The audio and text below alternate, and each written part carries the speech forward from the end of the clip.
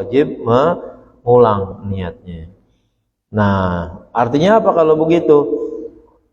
Manakala ada satu hari yang tidak dia niatkan, ya, di dalam puasa fardu Ramadan khususnya, ya, biasanya kita kerjakan itu puasa itu nggak sah kalau begitu, ya. Malam hari ini kita tarawih lah gitu, ya, atau malam hari ini kita besoknya akan puasa, tapi malam ini nggak niat, ya, nggak niat tuh, mau bilang lupa kek, mau bilang apa kek, pokoknya yang penting nggak niat gitu kan. Nah, udah besok puasanya nggak sah, ya, karena untuk puasa yang sifatnya fardu itu wajib diniatkan sebelum datangnya waktu subuh, ya. Maka pertemuan yang lalu, ya, saya menekankan banget untuk, ya, kita gunakan imsak yang biasa kita pakai itu. Walaupun orang banyak berkata imsak itu masih boleh makan, ya silakan saja. Yang penting punya, ya, kehati-hatian yang lebih begitu. Yang paling enak imsak udah selesai semuanya, ya. Udah niat, udah rapi makan, ya. Kalau yang mungkin biasa ngerokok, udah ngerokok juga gitu, ya kan. Nah, buat ngilangin asam kali begitu. Nah, udah semuanya selesai. Nah, masuk subuh udah aman kalau begitu, ya. Nah, ini kalau nawa lailata awwali Ramadan, ya. Kalau dia niat, ya, pada malam pertama bulan Ramadan, sauma jami'ihi, ya, niat puasa Ramadan untuk puasa seluruhnya, lam yakfi, itu tidak cukup, li ghairil yaumil awwali, ya, kecuali berlakunya hanya hari pertama saja. Saya ini mazhab Syafi'i ini, ya. Saya niat puasa Ramadan selama 30 hari tuh. Niatnya begitu tuh. Ya. Itu mazhab Syafi'i tidak bisa menerimanya, ya. Yang berlaku hanya malam itu niat, besok paginya itu aja berlaku saja, udah. Walaupun ngomongnya di dalam hati niatnya 30 hari. Yang memperbolehkan begitu itu mazhabnya Imam Malik, ya. Jadi mazhab Imam Malik, ya, itu memperkenankan di malam pertama, ya, untuk niat selama 30 hari dengan harapan kalau ada niat yang lupa, nah, itu tertutupi dengan niat yang diucapkan selama 1 bulan atau selama 30 hari, ya. Diglobalin gitu misalnya, ya. Saya niat puasa Ramadan selama 1 bulan penuh, tuh boleh. Saya niat puasa Ramadan selama 30 hari, tuh gitu ngomongnya. Nanti manakala ada di hari-hari Ramadan yang tidak, ya, ada niatnya, nah, itu tertambal tuh, ya, di niat malam hari pertama kalau dia niat mengikuti pola mazhab Imam Malik, itu begitu. Maka kalau bisa sih kita begitu, ya. Saya niat puasa bulan Ramadan selama 1 bulan penuh ikut kepada, ya, Imam Malik. Ngomongnya begitu, harus begitu, ya. Karena kan kita mazhabnya mazhab Syafi'i, ya kan. Kalau mazhab Syafi'i itu tadi di atas ngomongnya, ya, biar dia niat selama 30 hari berlaku hanya untuk 1 hari saja, ya. Jadi kenapa? Karena, ya, puasa itu adalah ibadah tersendiri per harinya, ya. Per harinya itu ibadah tersendiri. 1 hari buka, ya, besok udah lain lagi ibadahnya begitu, ya. Nggak bisa puasa, ya, borongan begitu. Nah, maka penting untuk kita niatkan dengan sebaik-baiknya. Dalam kajian psikologi nih, niat puasa itu penting banget, ya. Badan kita itu, tubuh kita ini, itu apabila hati sudah berkata, ya, saya niat puasa, itu nanti pesan akan ditransfer ke otak, ya. Dari otak nanti akan memerintahkan yang paling utama ke lambung, ya, karena lambung tuh sumber, ya, adanya lapar. Nah, munculnya lapar itu karena adanya asam lambung yang diproduksi oleh lambung tersebut. Sehingga ketika asam lambung itu mulai berproduksi banyak, nah, muncullah rasa lapar. Karena asam lambung itu akan menghancurkan semua makanan yang kita masukkan ke dalam perut kita. Nah, maka ketika kita niat di hati kita, ya, itu nanti ditransfer ke otak, otak nanti merentahin lambung kita supaya lambung itu, ya, memperkecil, ya, proses pengeluaran asam lambung. Kita memang rasa lapar gitu, tapi beda, ya, lapar dengan niat dan lapar tidak dengan niat. Coba dah jajalin, ya. Nah, jajalin nih. Nih mau bulan Muharram nih. Besok puasa nih misalnya, ya. Kan termasuk Ushrul Awal nih, boleh tuh kita puasa. Tapi jangan niat gitu. Ya, jangan niat, termasuk juga jangan nyaur gitu lagi kalau bisa, ya. Jangan niat, jangan nyaur, terus besok puasa gitu. Wah, berat itu, ya. Laparnya terasa banget. Kalau orang yang udah terbiasa puasa Senin Kemis tuh, dia nggak nyaur udah biasa, tapi niat penting, ya. Niatnya itu yang sebenarnya menopang, ya, perutnya itu sehingga tidak terlalu banyak asam lambung yang terproduksi begitu. Nah, ini, ya, penting nih kalau begitu secara biologis tubuh kita itu perintah niat menjadikan, ya, otak memerintahkan supaya produksi asam lambung itu berkurang. Bukan berarti nggak berproduksi, buktinya kita lapar, ya. Bukti lapar kita itu berarti asam lambung itu ada produksinya, ya. Makanan yang kita makan baik karena nyaur dan sebagainya itu ada, tapi produksi ketika nanti dibutuhkan lagi itu enggak terlalu banyak karena kita udah ditekan oleh otak, ya, supaya tidak banyak memproduksi asam lambung. Kira-kira gambarannya itu seperti itu. Kalau kita baca kan hadis Nabi bilang, ala inna fil jasadi la mudghah idza salahat salahal jasadu kullu wa idza fasadat fasadal jasadu kullu ala wahyal qalbu, ya. Dulu hadis Arba'in An-Nawawi itu, ya, pada waktu kita sekolah dulu tuh dihafalah, ya kan, mudah-mudahan masih ingat itu. Ingatlah di dalam tubuh ada sekerat daging, ya. Kalau daging itu baik, maka semua tubuh akan menjadi baik. Tapi kalau daging itu rusak, maka, ya, semua anggota tubuh akan menjadi rusak gitu. Nah, salah satu bentuk kerusakannya itu diantaranya kalau kita puasa enggak niat, itu produksi asam lambung banyak tapi pasokan makanan kagak ada.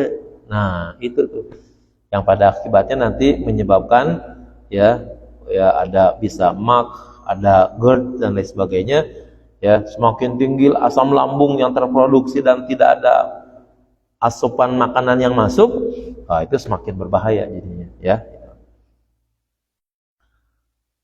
Berikutnya wajibul imsaku anil muftiri syar'an, dan wajib menahan diri dari segala sesuatu yang membatalkan, ya, menurut pandangan syariat. Apa saja misalnya? Minal jima'i, ya, seperti jima. Bagaimana polanya?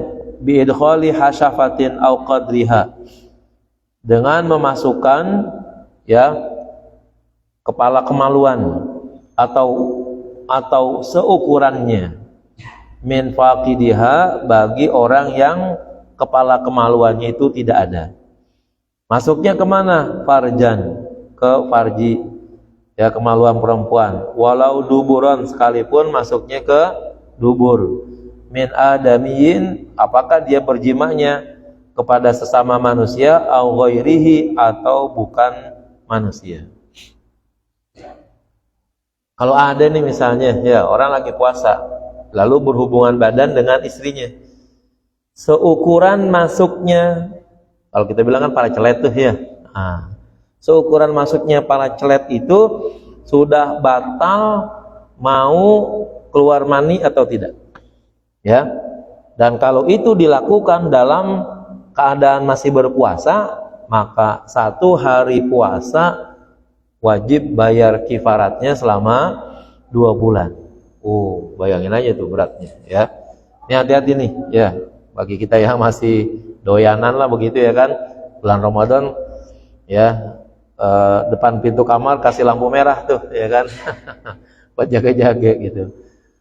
Nah, terus bukan saja kepada ya istri yang sah, istri yang tidak, atau perempuan yang tidak sah, juga bukan saja kepada manusia, kepada binatang juga sama, atau kepada apa saja yang masih mungkin ada lubang kemaluannya, itu harus dihindari.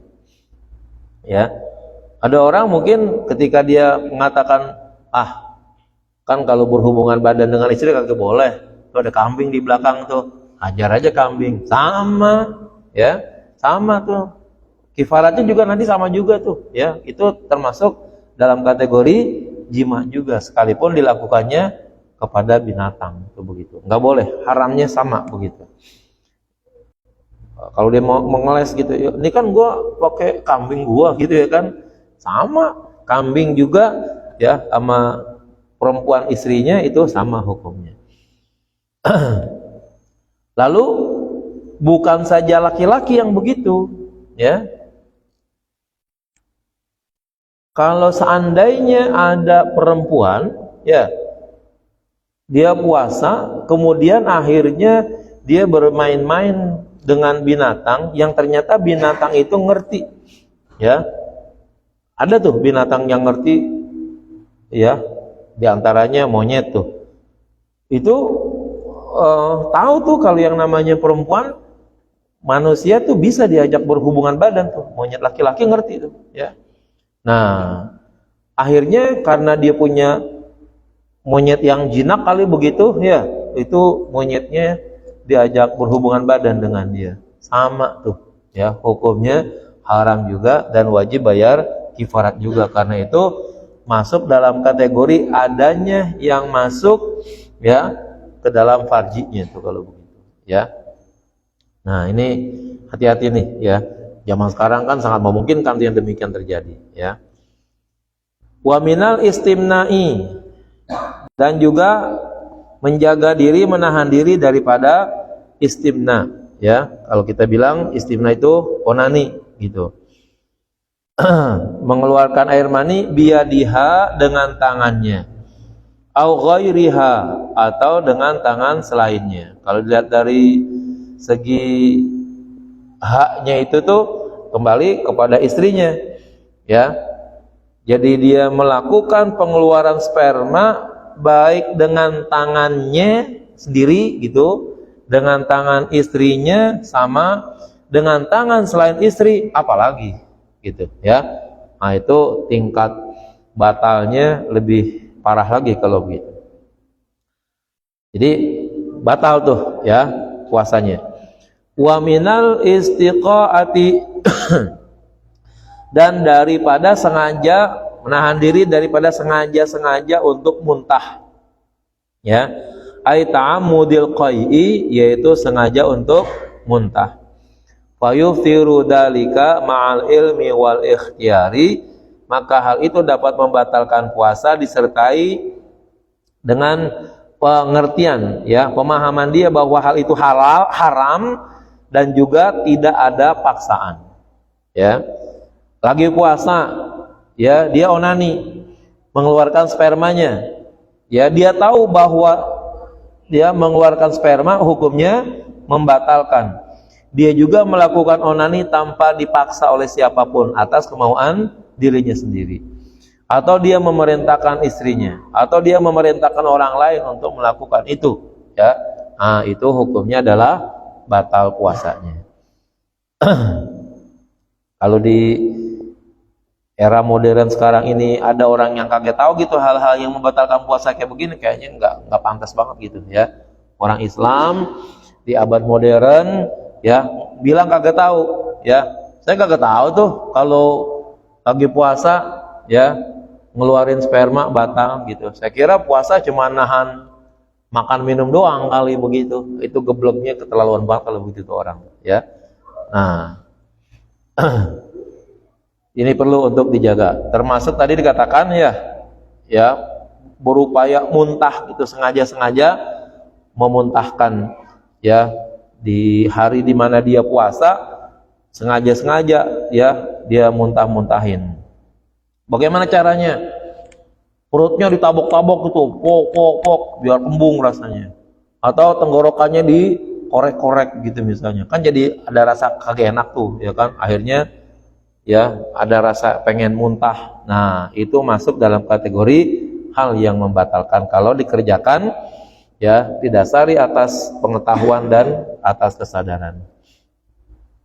Wa in tayaqana sekalipun ia yakin annahu bahwa usaha untuk muntah sengaja tadi itu lam yarji' min husyai'un ilal jawfi, tidak ada sesuatu yang balik lagi ya ke dalam kerongga tubuhnya. Ya, mungkin kalau udah keluar muntah gitu, ditelan lagi, itu kan namanya ya Allah, ya kan? Ditelan lagi tuh muntahnya kan namanya kalau begitu nelen sesuatu lagi gitu. Ini enggak, ya, disengaja-sengajain muntah untuk kemudian akhirnya benar-benar keluar muntahnya. Enggak ada sih yang balik ke dalam perutnya gitu, ya. Tetap hukumnya adalah membatalkan puasa jika hal itu dilakukan secara sengaja ya, bukan karena sakit, bukan karena kembung, masuk angin dan lain sebagainya. Nah itu di luar itu. Kalau memang dia itu dalam posisinya sakit ya lain urusan, itu sih udah di luar kendali manusia namanya ya, mau nggak mau harus terjadi demikian tadi itu. Ka'an taqaya'a mankusan, misalnya dia berupaya untuk muntah ya dalam keadaan kepalanya terbalik, jungkir balik gitu. Li'annal istiqa'ata, karena ya usaha untuk memuntahkan diri muftiratun, dianggap sudah membatalkan li'ainiha ya, sekedar muntahnya itu. Ya, la li'audi syai'in, bukan karena baliknya sesuatu ke dalam rongga perutnya atau ke kerongkongannya. Jadi lagi puasa nih, korek-korek itu tenggorokannya, akhirnya keluar gitu, ya kan? Itunya aja tuh udah batal. Ya, itu aja udah batal. Tanpa harus ada muntahnya itu balik lagi ke mulutnya, ke perutnya begitu. Nggak harus begitu. Jangan dibilang kan kagak ada yang balik ke perut gua, ya kan? Gua nggak nelen lagi muntahnya. Tapi kalau muntahnya sengaja-sengaja dibikin, nah itu tetap membatalkan itu, ya, membatalkan puasanya. Berikutnya wal imsaku anir riddati, nauzubillah nih, ya, dan menjaga diri, menahan diri dari murtad. Walau lahzatan, sekalipun sebentar. Ini kalau kita belajar tentang tauhid nih, yang lebih kejam-kejam gitu istilahnya pengarang-pengarangnya tuh. Ya, waduh, banyak banget tuh. Ya, hal-hal yang sifatnya kecil-kecil ternyata itu masuk dalam kategori hal yang dianggap murtad tuh oleh para ulama-ulama yang sangat sensitif banget menjaga iman begitu, ya kan? Jangan sampai ada hal-hal kecil dianggap remeh ya, untuk kemudian akhirnya dijadikan bahan main-mainan gitu, ya kan, dan sebagainya, ya. Banyak ulama tuh kalau kita baca kitab-kitab tauhid yang mengatakan, siapa saja yang mengatakan semua agama itu sama tuh, ngomong begitu tuh, semua agama sama gitu. Udah tuh dianggap murtad udah kalau begitu. Ya, dia bilang bahwa dalam keadaan puasa dia ngomong tuh, ya, semua agama sama gitu misalnya. Ya, ngomongnya sadar tuh begitu ya. Nah, di saat itu ada ulama yang bilang bahwa itu termasuk ya sudah ya murtad namanya begitu. Itu kan zaman sekarang kayaknya udah lumrah banget tuh ngomong begitu tuh, ya. Bukan aja orang-orang bodoh ya, ya para Ilmuwan juga banyak yang mengatakan ya bahwa katanya agama adalah sama. Falau toroat fi atna'il saumi, ya. Lalu jikalau tiba-tiba terjadi murtad di pertengahan dia puasa, batola, maka batallah puasanya, lil khuruji an ahliyatil ibadati, disebabkan karena dia sudah dianggap keluar dari orang yang mampu atau ahli untuk beribadah.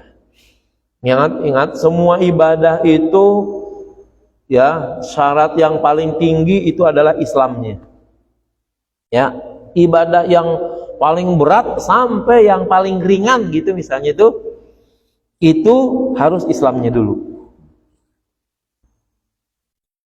Kita ingin mendapatkan pahala dari buangin paku di jalanan, ya. Kita ingin, sekali lagi, kita ingin mendapatkan pahala dari buang paku di jalanan karena sadar paku itu kemungkinannya akan kelindes motor akan kempes, kira-kira begitu tuh, menyadarinya begitu. Itu kalau dilakukan oleh orang yang beriman, ya, melandasinya bahwa ini adalah sebuah bahaya, ya, nanti bagi orang gitu. Maka menghindari ngangkat paku, ngangkat beling, ngangkat duri itu ringan banget jadi ibadah kalau orangnya Islam. Ya. Dalam hadis Nabi katakan wa tumitul adza anit tariqi shadaqah. Ya. Kasus hadisnya itu dulu ada orang kaya beribadah, ya. Dia sholat, kita sholat, kita puasa, dia puasa, tapi dia bisa bersedekah dengan kelebihan hartanya. Nabi bilang, ya, banyak perkara yang bisa kamu kerjakan tanpa harus pakai harta. Ya, tasbih sedekah, takbir sedekah, ya, tahmid sedekah, ya, wa tu'inur rajula fi dabbatihi, nolongin orang ya dengan kendaraannya kita punya juga sedekah, ya. Nah, ada termasuk wa tumitul adza anit tariqi shadaqah, menghindari ya duri, menghindari beling, menghindari paku dari jalan itu juga shadaqah. Kan ringan tuh. Tapi kalau itu dikerjakan oleh orang yang non muslim, nggak ada nilainya gitu, nggak ada nilai pahalanya. Sekedar dia nyelamatin orang, iya, ya. Mungkin nanti Allah ganti kali dengan sesuatu perkara yang lain. Tapi kalau itu dianggap sebagai sebuah ibadah, tidak bisa. Nggak masuk dalam kategori sedekah. Nah, itu aja tuh segitu. Ya, kudu ada imannya, kudu ada Islamnya. Wah, naik lebih tinggi seperti puasa, sholat, ya, dan lain sebagainya yang memang ibadah mahdhah, lalu dikerjakan oleh orang yang tidak beragama Islam, nggak bakalan sah kalau begitu. Atau ketika dia beragama Islam tiba-tiba ya muncul murtadnya, udah ya batal ibadahnya. Karena ketika orang itu murtad, itu dia tidak dinyatakan orang yang layak untuk melakukan ibadah, ya. Orang yang patut beribadah dan ibadahnya ada nilainya kalau dia ada di dalam frame Islam gitu, ya. Di luar itu nggak bisa, ya. Jadi agama-agama lain silakan saja berbuat baik kepada sesama manusia, kepada siapapun, kepada apapun, ya. Tapi ya nilainya mungkin nilai duniawi saja, tidak ada nilai ukhrawinya, artinya tidak bernilai ibadah gitu, ya. Kalau mereka meyakini ini ada pahalanya, silakan saja, ya. Tapi kita sebagai umat Islam harus meyakini ya siapapun yang mau berbuat baik dan perbuatan baiknya ingin dikategorikan sebagai ibadah, maka dia harus masuk ke dalam ajaran agama Islam. Tanpa itu perbuatan baik ya tidak dinilai sebagai ibadah gitu, ya. Ya baik sih baik, tapi tidak ada nilai ibadahnya begitu. Artinya nanti kalau seandainya dia mati sampai ke akhirat, nggak ada catatan pahala dari perbuatan baik yang dia kerjakan. Baik perbuatan itu kecil ataupun besar, nilainya zong, ya, nol semuanya. Kenapa? Karena tidak ada nilai Islamnya. Wal imsaku an dukhuli ainin, dan menahan dari masuknya benda, ya, benda, ya, la atharin, bukan bekasnya, bukan rasanya, ya, karaihati masmumin, seperti bau dari sesuatu yang dicium, minyak wangi, ya, kalau kita cium tuh itu namanya atharnya, namanya pengaruhnya. Yang zatnya itu minyak wanginya gitu, ya. Jadi kalau kita nyium, mungkin kita pilek kali itu, ya, nyium apa, fix tuh, ya kan, ada tuh, boleh nggak tuh? Boleh, karena itu yang kita cium cuman asarnya doang, bekasnya aja begitu. Oh, pileknya udah luar biasa dah, ya kan, tapi kita mempertahankan puasa kita jangan sampai batal gitu misalnya, akhirnya kita tetap puasa tuh. Nah, tapi tadi tuh kita nyium fix, nyium apa segala macam yang baunya kira-kira bisa meringankan pilek kita, nah itu boleh, ya, karena hanya sekedar nyium baunya saja, bukan bendanya, bukan zatnya gitu, ya. Wa in qallat, sekalipun zat atau benda itu nilainya sedikit, ya, wa in qallatil kal ainu, sekalipun benda itu, zat itu adalah jumlahnya kecil sekali. Kasim simatin, seperti biji wijen. Kan kalau kita makan kue boleh tuh, ya, ada wijennya tuh. Coba kalau kita makan satu, rasanya apa itu? Ya kan? Makanya cuman satu biji gitu, ya kan? Kita telan, ya kagak ada pengaruhnya, ya kan gitu. Tapi ya kalau itu adalah zat, ya, terhadap satu benda, masuk ke dalam anggota tubuh kita tuh melalui jalur makanan gitu, ya kan, itu walaupun kecil tetap dianggap membatalkan. Maka, ya, kalau kita habis nyaur, ya, penting untuk kita gosok gigi, ya, bersiwak, supaya apa?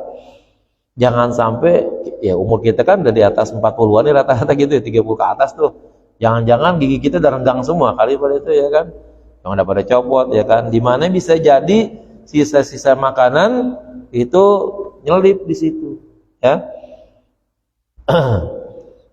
Ya, kita kagak tahu, ya, saya banyak banget tuh sering kali terjadi tuh, lagi jalan atau lagi ngapa-ngapa itu kagak ada apa-apaan tuh, pas giliran sholat Allahu Akbar keluar tuh, ya ampun, ya kan, lagi baca surat misalnya begitu, itu kan kecil aja, ada di lidah tuh, ya, udah mengganggu tuh begitu baca gitu, ya. Nah, itu sering banget tuh saya terjadi yang demikian itu. Artinya, ya, kalau gitu kan kita perlu bersih banget, ya, gosok giginya sebelum sampai waktunya imsak. Nah, itu dibersihkan supaya, ya, tidak ada zat-zat kecil yang apabila itu ada di luar, ya, anggota luar, mulai dari tenggorokan tuh berarti mulut kita, ya kan, yang ketelan, nah itu sangat berarti, ya, atau berarti itu akan membatalkan puasa kita, ya. Tadi contohkan simsimah, biji wijen, jangan-jangan yang nyangkut di gigi kita lebih gede kali daripada biji wijen kali begitu, ya kan, makan nasi, ya, ada tahu, ada jengkol, ada apa, nyelip tuh, ya kan, lagi ngomong, ya, masuk tuh misalnya sisa-sisa yang ada di gigi gitu misalnya, ini kan bahaya kalau gitu. Walau min ghairi ma'kulin, sekalipun bukan yang termasuk, ya, sesuatu yang dimakan. Kemana masuknya? Jaufan, ya, ke dalam rongga. Ai fi musamma jaufin, atau, ya, yang disebut sebagai rongga. Rongga nih mulai dari mulut ke dalam tuh, ya, entah tenggorokan, kerongkongan dan lain sebagainya, itu dianggap sebagai sesuatu yang mulai membatalkannya itu di situnya, ya. Nah, ini dijaga jangan sampai hal yang sedemikian terjadi. Wa illam yakun fihi quwwatun tughayyirul ghidha wad dawa, sekalipun benda tersebut tidak mengandung power, ya, kekuatan, daya, ya, yang dapat merubah, ya, makanan atau obat. Tadi dicontohin tuh biji wijen, itu kalau kita makan satu kenyang gitu tuh. Nah nggak ada, nah itu namanya nggak punya kekuatan apa-apa tuh gitu, nggak ada rasa. Pas kita makan kecil itu tuh nggak ada rasa apa-apa, nggak ada pengaruhnya di perut kita gitu misalnya. Segitu saja tetap dianggap membatalkan. Ya mungkin termasuk sama tuh. Kalau kita ada sela-sela di gigi kita tiba-tiba keluar, akhirnya kita telan juga begitu. Itu mungkin kalau makanan atau apa saja udah tersimpan di gigi kita lebih dari pada 1 jam, mungkin udah prosesnya udah, ya bahasanya mungkin sudah merubah gitu ya, udah membusuk. Kalau kita makan kagak ada nilai apa-apanya. Tapi karena itu dilarang di waktu kita berpuasa, yang sedemikian itu tetap jangan ya dikerjakan. Illa riqahul khalis, kecuali ludahnya ya yang murni, artinya memang betul-betul ludah yang kagak ada campuran ya makanan gitu misalnya ya. Ibtala'ahu, di mana ia menelannya, atau hira ya ludahnya yang suci, min ma'danihi ya dari sumbernya, wa huwa jami'ul fami, yaitu keseluruhan mulut. Walau ba'da jamihi, sekalipun dikumpulin tuh ya, kumpulin banyak gitu bisa ludahnya, kembung mulutnya apa telendas gitu ya kan. Walau binahwi mustaqas, sekalipun ludahnya itu mengeras ya, seperti getah damar ya, kalau kita bilang reak dah begitu ya kan. Li'usri taharruzi minhu anhu, disebabkan karena sulit untuk menjaganya ya. Emang yang namanya mulut kita emang punya punya tugas diantaranya itu membasahi wilayah sini gitu. Jadi ludah memang selalu berproduksi, ada gitu. Ditahan-tahan juga tetap aja ada juga gitu ya kan. Minum ke enggak minum ke tetap aja ada. Memang dibuat oleh Allah seperti itu, mulut kita tuh terus basah begitu ya.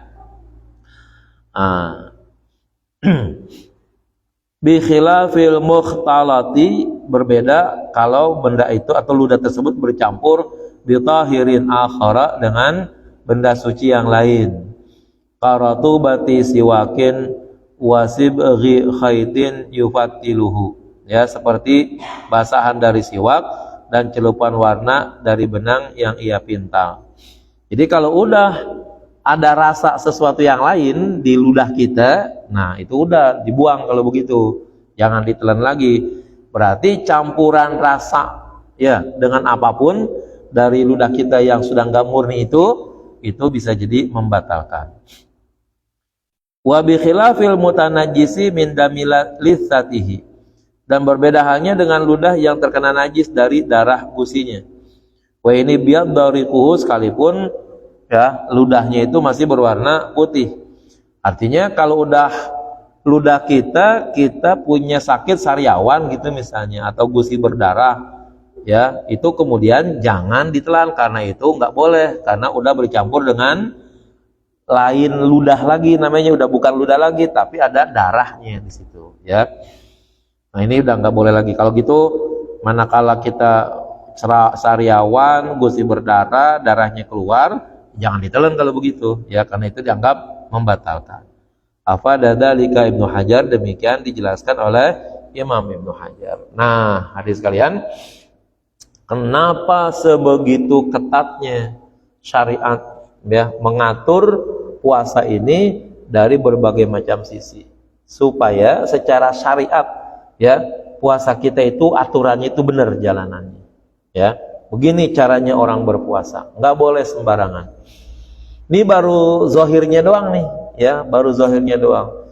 Imam Ghazali kalau mengatakan atau mengatur ini, itu baru puasa awam namanya ya. Kalau mau meningkat puasanya secara hierarki kehebatan puasa, itu nanti kudu menjaga lagi ya anggota tubuh kita yang lainnya.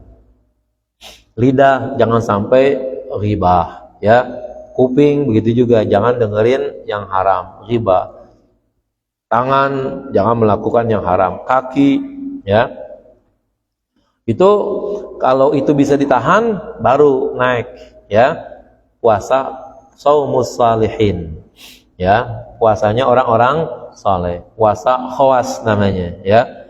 Kalau baru sekedar nahan-nahan yang tadi tuh, ketat dah kita, itu baru puasa awam namanya.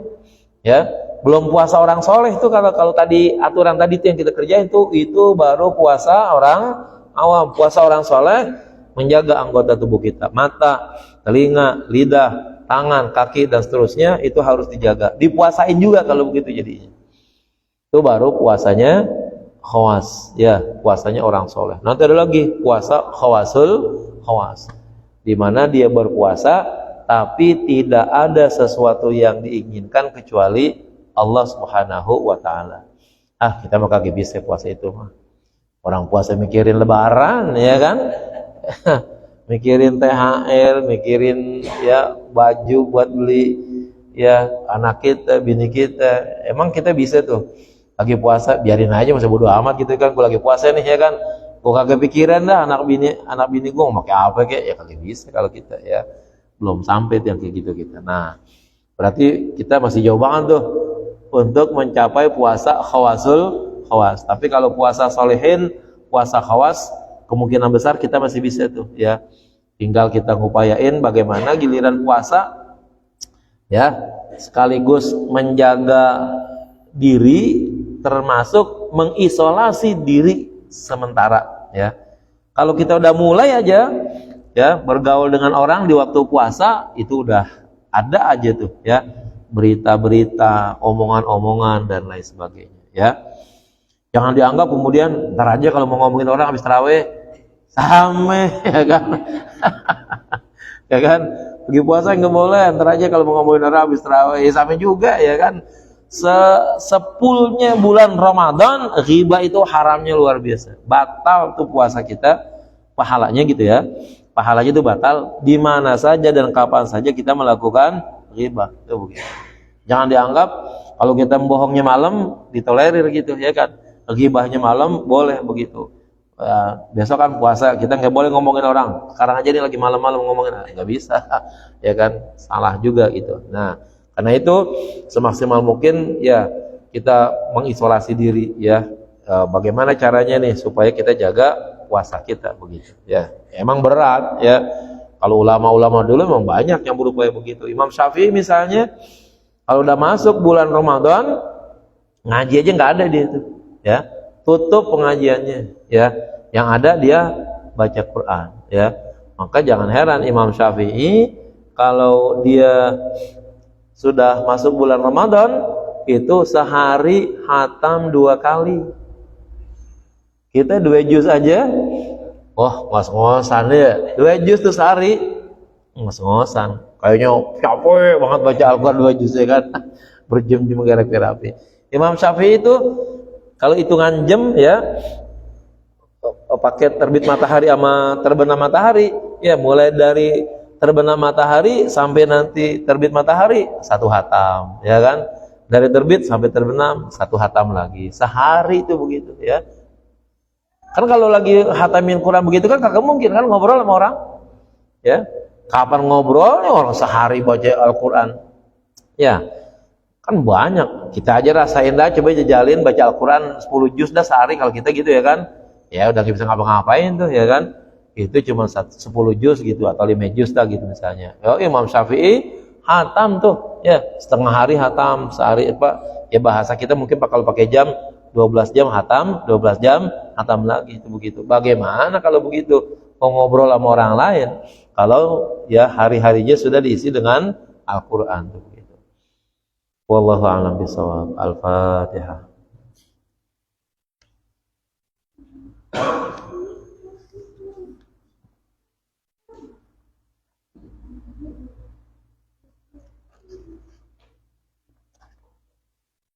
Bismillahirrahmanirrahim. Alhamdulillahirabbil alamin.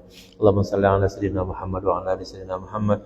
Allahumma arzuqna fahman nabiyyin hamzal mursalin wa sir'atal hamal malaikatul muqarrabin. Allahumma anfa'na bima 'allamtana wa 'allimna ma yanfa'una wa 'allimna ma jahilna. Allahumma ij'alna wa auladana wa banatina wa dhurriyyatina min ahmi wal khair.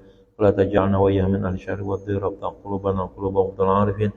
Wa hdina wa iyyahum siratal mustaqim siratal ladzina an'amta 'alaihim غير المغضوب عليهم ولا الضالين. ربنا آتنا في الدنيا حسنة وفي الآخرة حسنة وقنا عذاب النار. صلى الله على سيدنا محمد والحمد لله رب العالمين.